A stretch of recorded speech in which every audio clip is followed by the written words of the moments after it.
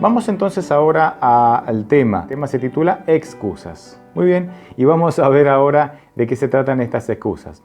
Podríamos usar varios textos bíblicos para hablar de las excusas, pero me voy a centrar en un texto que es una parábola, una de las más significativas, que se encuentra en Lucas 14, del 15 al 24, y es la parábola de la gran cena. Y ahí dice lo siguiente: uno de los que estaban sentados con él a la mesa oyó esto y le dijo: dichoso el que participe del banquete en el reino de Dios. Entonces Jesús le dijo: un hombre ofreció un gran banquete e invitó a muchos a la hora del banquete y envió a su siervo a decir a los invitados: vengan, que la mesa ya está servida. Pero todos ellos comenzaron a disculparse. El primero dijo: acabo de comprar un terreno y tengo que ir a verlo. Por favor, discúlpame. Otro dijo: acabo de comprar 5 yuntas de bueyes y voy a probarlas. Por favor, discúlpame. Y otro más dijo: acabo de casarme, así que no puedo asistir. Cuando el siervo regresó, le comunicó todo esto a su señor. Entonces el dueño de la casa se enojó y le dijo a su siervo: ve enseguida por las plazas y por las calles de la ciudad y trae acá a los pobres, a los mancos, a los ciegos, a los cojos. Cuando el siervo le dijo: Señor, se ha hecho lo que me mandaste hacer y todavía hay lugar. El Señor dijo al siervo: ve entonces por los caminos y por los atajos y hazlos entrar por la fuerza. Quiero que se llene mi casa, quiero decirles que ninguno de los que fueron invitados disfrutará de mi cena. Tenemos un relato paralelo en Mateo 22 que es bastante parecido, pero vamos a centrarnos sí en este relato. Bien, vamos a mencionar a comenzar describiendo algunas partes de la parábola. Lo primero que quiero mencionar es la invitación al banquete. ¿Qué simboliza la invitación al banquete? Bien, la invitación al banquete de alguna manera tiene como dos escenarios. Un escenario futuro, que es cuando nosotros participemos de las bodas del Cordero, como lo dice Apocalipsis 19, allí cuando ya estemos en el reino de los cielos, después que Jesús venga a buscarnos. Pero por otro lado también representa o describe una realidad actual, es decir, ¿cuándo comienza la vida eterna? Cuando nosotros leemos Juan 17:3, y vamos a leer ahora, que dice lo siguiente: esta es la vida eterna, que te conozcan a ti, el único Dios verdadero, y a Jesucristo a quien has enviado. Es decir, caminar la vida con Cristo es empezar a vivir la vida eterna. Por eso, esta idea de banquete tiene, como decía, dos realidades. Una realidad futura, cuando estemos en el reino de los cielos, ya redimidos, pero la vida eterna puede comenzar ahora cuando caminamos todos los días con Cristo, cuando buscamos a Cristo todos los días. Ahora comenzamos de alguna manera a vivir la vida eterna, porque ¿qué va a ser lo más esencial en el reino de los cielos? La compañía de Dios. Eso le dará sentido al reino de los cielos. Obviamente será un lugar maravilloso, pero lo que le va a dar sentido es la compañía de Dios. Y si yo hoy ya puedo tener la compañía de Dios, entonces de alguna manera comienzo a vivir la vida eterna. Bien, los tres grupos de invitados, porque de alguna manera los invitados se separaron en la parábola, o fueron separados en la parábola en tres grupos, dieron tres tipos de excusas. Y antes de mencionar las excusas, yo lo que quisiera hacer es que podamos ver la definición de lo que es una excusa. La definición dice lo siguiente: una excusa es el motivo o pretexto que se invoca para evitar una obligación, disculpar una falta o justificar una omisión. Lo interesante es que en el texto, o sea, en la parábola, las excusas son ridículas, o sea, son poco menos que increíbles. Y vamos a analizarlas una por una. Por ejemplo, la primera de las excusas dice: acabo de comprar un terreno y tengo que ir a verlo. Así es que, por favor, discúlpame. A ver, nosotros no compramos un terreno sin verlo. Obviamente, él ya había visto, ya había explorado y conocía muy bien el terreno, y porque lo conocía, lo compró. Esto de no puedo ir porque tengo que ir a verlo, él ya lo conocía. Obviamente es una excusa. ¿Qué dijo el segundo grupo de invitados? Dice: acabo de comprar 5 yuntas de bueyes y tengo que ir a probarlas. te pido que me disculpes. A ver, si lo dijéramos hoy, es como decir, bueno, compré 5 tractores nuevos para trabajar el campo. Uno no compra un tractor sin antes probarlo, sin saber lo que está probando, sin saber lo que está comprando, porque además es una compra muy onerosa, o sea, es mucho dinero. Además, la cena era de noche y que, o sea, iba a probar los bueyes de noche. No tiene sentido, ¿sí? Esta excusa también es ridícula, no tiene sentido. Y el otro, o la tercera excusa, fue, bueno, me acabo de casar, así es que no puedo asistir. Y esta parece más decente que las anteriores, más creíble que las anteriores, pero recuerden que si bien Deuteronomio 24:5 nos da de alguna manera las pautas de que los recién casados podían ser exceptuados de ciertas obligaciones civiles y militares, entre esas obligaciones que estaban exceptuadas no era, o sea, ellos podían asistir a un casamiento, no estaba prohibido o exceptuado asistir a las fiestas de una boda. Es más, este grupo o este invitado fue el más descortés, porque los dos primeros, aunque sus excusas fueron ridículas, por lo menos pidieron disculpa, pero este ni siquiera lo hizo. Dijo, no voy, y ni siquiera pidió disculpas. Bien, vemos acá entonces que estas excusas de alguna manera a nosotros nos representan, ¿sí? Recuerden que este es un relato inventado por el Señor, las parábolas son relatos inventados por el Señor para enseñarnos algunas verdades. Me llamó algo la atención con respecto a este punto, por eso quiero mencionarlo ahora. Cristo inventó este relato para describir una realidad de lo que pasará o de lo que pasa cuando Dios invita a las personas a prepararse para la venida de Cristo. Las diferentes excusas que las personas ponen cuando Dios los invita a prepararse para la segunda venida de Cristo, ¿sí? Ahora, estas excusas las anotó Cristo, o sea, Cristo inventó estas excusas. Así que para mí, este relato inventado por Jesús, de alguna manera nos muestra cómo se siente Él. ¿Cómo se siente Él cuando nosotros ponemos excusas? Qué interesante. Imaginen la escena. Cristo dijo, tengo que crear un relato para enseñarles cómo me siento yo cuando al invitarlos para que vivan la vida eterna, ponen excusas para perderse la vida eterna. No perderse una fiesta, perderse la vida eterna. ¿Cómo se sentía Cristo? Esta parábola, como algunas otras, revelan cómo se siente Cristo cuando nosotros lo rechazamos. Bien, pero en la Biblia esta no es el único texto donde habla de excusas. Hay muchos, ¿no? Es más, si yo quisiera hacer un ranking, un listado de las, supongamos el ranking de las peores excusas, ¿sí? Podríamos ocupar mucho tiempo en esto, pero solamente voy a mencionar 3 o 4. Podríamos ir desde la cuarta hacia la primera, ¿sí? Podríamos decir que la excusa de Adán fue una de las peores excusas que hemos escuchado o que hemos leído en la Biblia.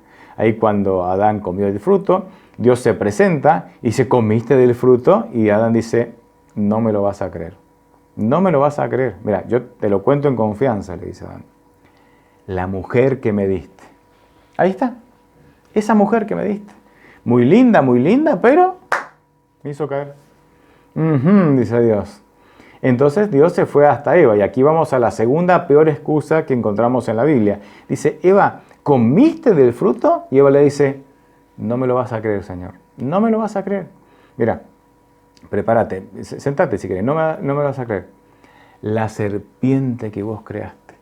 Hermosa, ahí, me envolvió, me engañó. Comí. La serpiente que tú creaste. Esa es una de las peores excusas que también encontramos en la Biblia.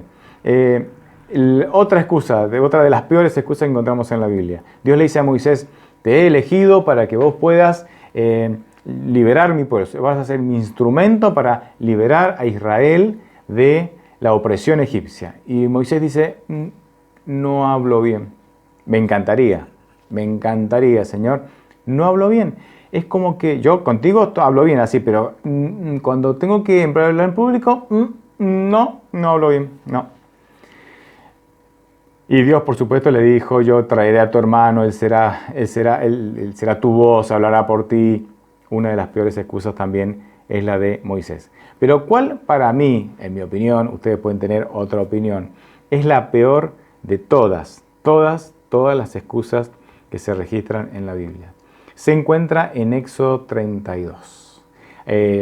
Así recordamos brevemente, Moisés está en el monte Sinaí, está recibiendo instrucciones, las tablas de los 10 mandamientos escritas por el dedo de Dios, ustedes conocen el relato. Dios le dice, vas a tener que descender porque el pueblo se ha enloquecido, y resulta ser que baja y ven que han hecho un becerro de oro y que están adorando al becerro y no adorando, digamos, de la manera en que Dios normalmente era adorado. Cuando uno lee el relato y ellos van bajando de la montaña, Josué, que también estaba cerca ahí, que había subido con Moisés, Josué dice, siento alarido de pelea. Y Moisés dice, no es alarido de pelea, son cantos de alabanzas, eso, alabando al ídolo. Fíjense, ¿no? ¿Qué tipo de alabanzas eran? Que para algunos sonaba como gritos y alaridos de pelea, para meditar.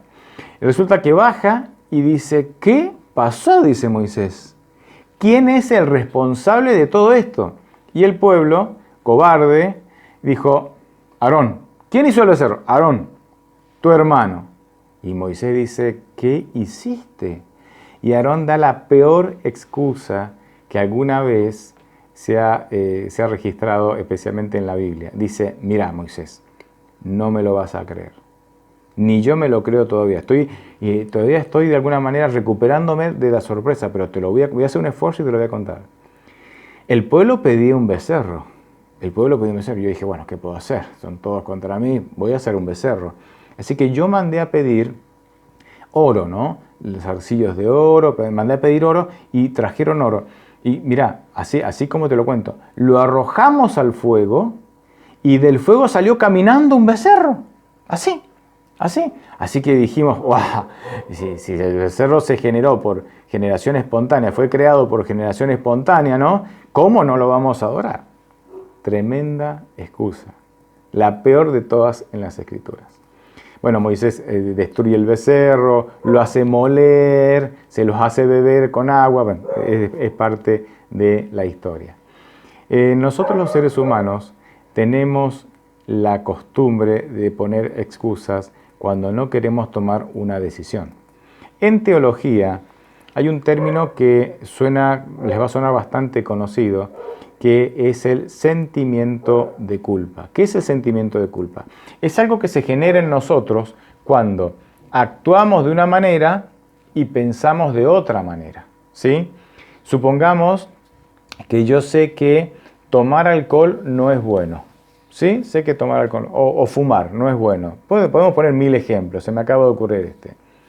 Entonces, y supongamos que yo bebo, no lo hago, pero vamos a suponer, o que alguien bebe, ¿sí? Entonces, cuando empieza a sentir sentimiento de culpa, ¿por qué? Porque sabe que no debe beber, pero lo está haciendo. Cuando nosotros llegamos a esa situación, tenemos dos caminos, ¿sí? Dos caminos. El primer camino, ajustar nuestra conducta a lo que yo pienso, a mis creencias. Entonces, si yo creo que beber no es correcto, no me hace bien, desperdicio el dinero, genero dolor a mi familia, etcétera, etcétera. Ustedes conocen los males del alcohol, del abuso del alcohol. Entonces, el primer camino es acomodo mi conducta a mis creencias. Entonces, el sentimiento de culpa se disipa. Ok. Pero, ¿qué pasa cuando yo no quiero abandonar mi conducta? Entonces optamos por el segundo camino, que es el incorrecto, y el segundo camino es: comienzo a colocar excusas intentando cambiar o justificar mi accionar para que no esté en contraposición con mis creencias. Volvemos al caso del que no quiere dejar de beber. Siente este sentimiento de culpa porque está bebiendo aunque sabe que está mal y comienza a decir, bueno, en realidad yo no bebo tanto. Bueno, mi vecino bebe mucho más. Yo estoy dentro de los bebedores sociales. Tanta gente lo hace yo soy uno más. Y yo en realidad no me excedo tanto como aquellos otros. Y así comenzamos a poner excusas para intentar no sentir o no experimentar este sentimiento de culpa. La realidad es que nuestra mente no es un buen juez para determinar si nosotros estamos haciendo las cosas bien o estamos haciendo las cosas mal. Nuestra mente tiende a defender nuestras posturas. Nuestra mente tiende a colocar excusas y defendernos a nosotros, una especie de instinto de supervivencia, ¿sí? Nos autodefiende para que nosotros no nos sintamos mal, no experimentemos el sentimiento de culpa. Por eso, nuestra mente, nuestro juicio, no es la mejor manera o la mejor herramienta de evaluar si estamos haciendo bien o estamos haciendo mal. Y Pablo lo entendió y en 1 Corintios 4:4, vamos a leer ahora 1 Corintios 4:4, dice lo siguiente: y aunque mi conciencia no me acusa de nada, no por eso quedo justificado. Quien me juzga es el Señor. ¿Sí? Dice, mi conciencia me dice que no estoy haciendo nada malo. A ver, no, yo siento que no estoy haciendo nada malo. No tengo un sentimiento de culpa, pero en realidad confío más en el Señor que en mi conciencia. Así que el que me juzga será Él, no será mi conciencia. Interesante, ¿no? ¿Cómo salimos de esto? ¿Cómo salimos si estamos atrapados en un mar de excusas, ¿sí? En donde no queremos cambiar o sentimos que no podemos cambiar y colocamos excusas para poder justificar y no experimentar el sentimiento de culpa y no experimentar el rechazo, incluso el rechazo de otras personas? Bien, lo primero que tenemos que hacer es reconocer nuestra debilidad. Reconocer nuestra debilidad. El reconocimiento es el primer paso hacia la restauración. Pablo hizo esto y en Romanos 7:19 él abiertamente, de manera muy valiente, lo menciona cuando dice: porque no hago el bien que quiero, sino el mal que no quiero hacer. Es decir, Pablo reconoce que es débil. Él quisiera hacer las cosas de una manera, quisiera hacer el bien, pero no le salen. Y él sabe, hay cosas que él no quiere hacer, es decir, él no quisiera hacer el mal, pero justamente eso que no quiere es lo que le sale, es lo que sí le sale. Entonces, lo primero que tenemos que reconocer es nuestra debilidad, ¿sí? Fíjense, voy a leer una cita muy cortita del Deseo de toda la gente, pero que es muy significativa. Yo siempre la tengo presente, esta cita. Dice: nuestra gran necesidad es lo único que nos da derecho a la misericordia de Dios. Deseo a toda la gente, página 283. ¿Qué es lo único que de alguna manera genera algo de mérito para que yo pueda acceder a Dios? Nuestra necesidad. No tenés que portarte bien para tener méritos para acercarte a Dios. No tenés que ser bueno para ir a Dios. Al contrario, tenés que ir a Dios como sos y Él es el que te hace bueno a través de su poder y su gracia. Lo único que nos da mérito y derecho para poder reclamar las promesas de Dios, para poder buscar la presencia sanadora de Dios, es nuestra necesidad. Pero claro, tenemos que reconocer que somos necesitados, que necesitamos de Dios. Necesitamos ser lo suficientemente humildes para que reconocer que mi orgullo, que yo no puedo, claro, y hay que darle un poco un golpe a nuestro orgullo. Nuestro orgullo siempre va a decir, yo puedo, yo puedo, yo puedo. Hay que ser humildes para reconocer que no podemos y de esa manera el Señor pueda atender nuestra súplica. Él siempre nos escucha, pero nuestro orgullo hace que Él no pueda a veces atender nuestra súplica. Bien, si la solución va por la necesidad, por reconocer nuestra necesidad, y si nuestra necesidad es lo único que nos habilita para buscar a Dios y encontrar a Dios, ¿por qué no buscamos a Dios? ¿Por qué tantas personas se quedan con las excusas para no cambiar en lugar de reconocer su necesidad y buscar a Dios? ¿Saben por qué no buscamos a Dios? La respuesta es mucho más fácil de lo que nosotros pensamos. No buscamos a Dios porque no sentimos necesidad de Él. Cuando uno siente necesidad, verdadera necesidad, busca. Busca. ¿Alguno de ustedes alguna vez ha pasado sed? ¿Alguno de ustedes ha tenido hambre? ¿Alguno de ustedes ha pasado toda una noche sin dormir? Digo esto porque estas son un poco las necesidades básicas del ser humano, ¿no? O algunas de las necesidades básicas del ser humano. Y dicen, ¿cómo quisiera, ¿no? ¿Cómo quisiera beber algo? Porque ahí uno siente la necesidad. Nosotros no buscamos a Dios porque no sentimos la necesidad todavía. ¿Y por qué no sentimos la necesidad? Porque todavía creemos que podemos. Mientras vos creas que podés, no vas a buscar a Dios para manifestarle tu necesidad de un Salvador, de alguien que te sostenga, de alguien que te cuide, de alguien que se haga cargo de tu vida, de cada aspecto de tu vida. No buscamos a Dios porque todavía creemos que podemos. Miren, ¿cuál es la gran tarea de Dios en este mundo? Cuando yo comparo las religiones, todas las religiones del mundo, todas, el cristianismo solamente representa el 20-25% de la población mundial. El resto de la población mundial, que es la mayoría, no son cristianos. Pero tanto la religión cristiana mayoritaria como todas las otras religiones no cristianas tienen algo en común. Bueno, incluso cierta minoría cristiana que dice creer en la salvación por la fe no la tiene clara, pero no importa, eso es otro tema. Quiero decirles que, ¿cuál es el elemento común que une a todas las religiones o a prácticamente todas las religiones del mundo? ¿Cuál es la doctrina en común que une a prácticamente todas las religiones del mundo? ¿Saben cuál es? Es la salvación por obras. Y en la salvación por obras, si la resumiéramos, es yo puedo. Yo puedo hacer algo para salvarme. Yo debo, quiero y puedo hacer algo para salvarme. ¿Cuál es la gran tarea de Dios entonces para poder salvarnos? ¿Cuál es la primer gran tarea de Dios para salvarnos? Convencernos de que no podemos. Porque cuando nosotros entendamos que no podemos, buscaremos a Dios. ¿Por qué no buscamos a Dios? Porque todavía creemos que podemos. Comparto entonces, ya para finalizar, una última cita que es muy linda. Yo siempre también la tengo presente y quiero compartirla con ustedes. También está en el deseo de todas las gentes y dice lo siguiente: no tenemos nada que nos recomiende a Dios, pero la súplica que podemos presentar ahora y siempre es la que se basa en nuestra falta absoluta de fuerza, la cual hace de su poder redentor una necesidad. ¿Cuál es lo único que me hace sentir una profunda necesidad de Dios? Nuestra falta de fuerza, nuestra incapacidad. Ahora, ¿cómo Dios logra que nosotros nos sintamos incapaces?